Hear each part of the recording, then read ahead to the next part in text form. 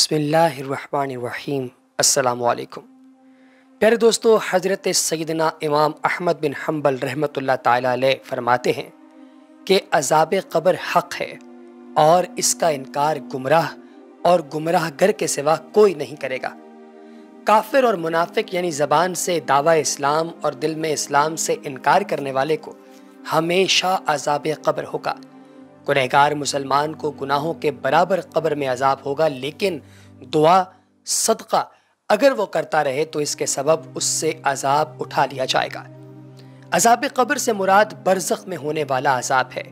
اسے عذاب قبر اس لیے کہا جاتا ہے کہ عام طور پر میت کو قبر میں ہی دفن کیا جاتا ہے، ورنہ جسے اللہ تعالیٰ نے عذاب دینے کا ارادہ فرمایا ہو اسے عذاب ضرور ہوگا، چاہے وہ قبر میں دفن ہو یا نہ ہو، خواہ اسے درندوں نے کھا لیا ہو یا اسے جلا کر اس کی خاک کو ہوا میں اڑا دیا گیا ہو۔ قرآن پاک میں ہے کہ جلد ہم انہیں دوبارہ زندہ کریں گے، عذاب دیں گے، پھر بڑے عذاب کی طرف پھیرے جائیں گے۔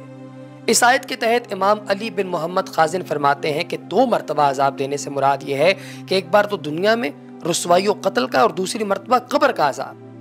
حضرت سیدنا امام اعظم ابو حنیفہ کے شہزادے حضرت سیدنا حماد نے اپنے والد ماجد سے عذاب قبر کے متعلق پوچھا تو حضرت سیدنا امام اعظم نے فرمایا کہ عذاب قبر برحق ہے۔ عرض کیا اس کی دلیل؟ ارشاد فرمایا کہ اللہ تعالیٰ کا یہ فرمان وَإِنَّ لِلَّذِينَ ظَالَمُوا عَذَابًا دُونَ ذَلِكَ، اور بے شک ظالموں کے لیے اس سے پہلے ایک عذاب ہے، یعنی دون جہنم، جہنم کے عذاب سے پہلے ایک عذاب ہے، اور اس سے مراد عذاب قبر ہے۔ حضور نبی کریم صلی اللہ علیہ وآلہ وسلم نے ارشاد فرمایا کہ عذاب القبر حق، یعنی عذاب قبر حق ہے۔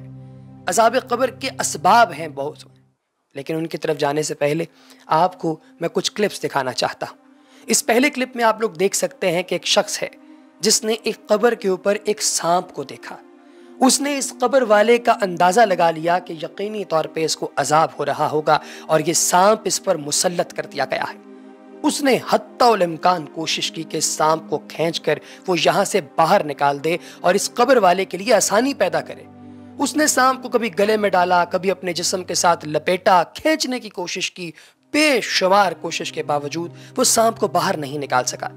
بالآخر تنگ آ کر، تھک ہار کر اس شخص نے سوچا کہ یہ سانپ آخر باہر کیوں نہیں نکل رہا، کیا ایسا مسئلہ ہے کہ یہ سانپ یہاں پر پھنسا ہوا ہے؟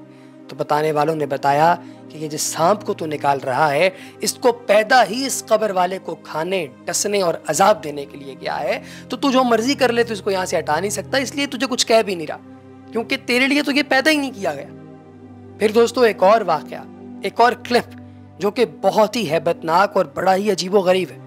اس کلپ کے اندر دیکھا جا سکتا ہے کہ ایک شخص کے لیے قبر کھودی گئی۔ قبر کھودے جانے کے بعد اس شخص کو جب اس قبر میں دفنانے کے لیے لوگ اکٹھے ہوئے تو انہوں نے دیکھا کہ اس قبر کے اندر میت کو ڈالنے سے پہلے ہی آگ بھڑک اٹھی۔ ارد گرد کھڑے لوگوں کو یقین ہو گیا کہ قبر والے کے لیے بہت بڑا عذاب تیار ہے۔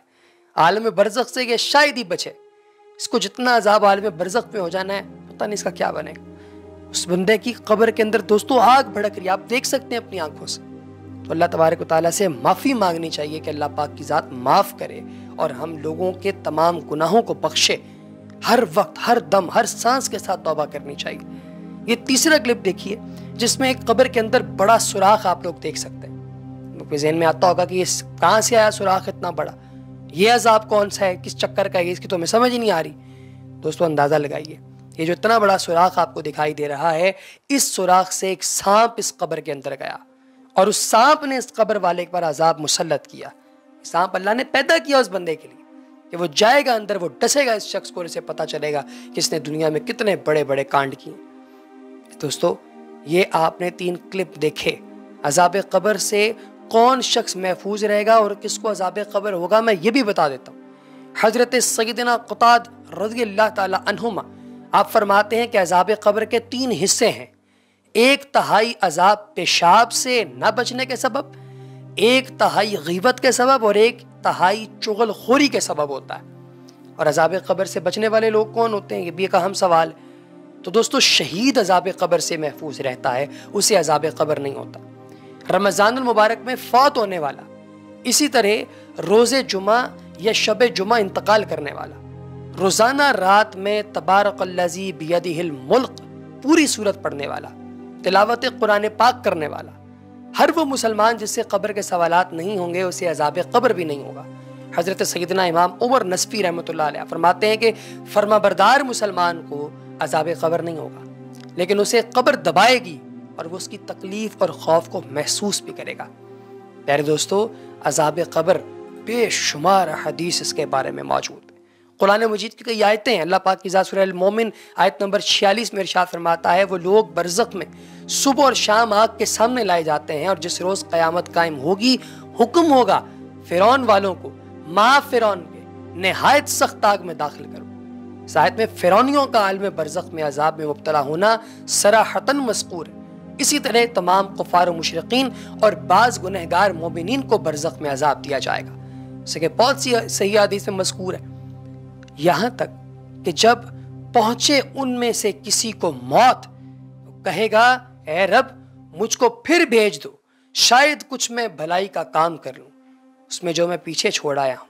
ہرگز نہیں، یہ ایک بات ہے کہ وہی کہتا ہے، اور ان کے پیچھے پردہ ہے اس دن تک کہ اٹھائے جائیں، پھر جب پھونک مارے سور میں تو نہ قرابتیں ہیں ان میں اس دن اور نہ ایک دوسرے کو پوچھے۔ عذاب قبر کے حوالے سے احادیث شہرت بلکہ تواتر سے موجود۔ عذاب قبر سے انکار صراحتاً کفر اور جہالت ہے۔ حضرت ام عائشہ صدیقہ سلام اللہ علیہا عرض کرتی ہیں، آپ روایت کرتی ہیں، ایک یہودی عورت ان کے پاس آئی اور اس نے عذاب قبر کا ذکر کرتے ہوئے حضرت ام عائشہ سے پوچھا، دعا بھی دی اور پہلے پوچھا بھی، اور کیا کہا؟ دعا کیا دی؟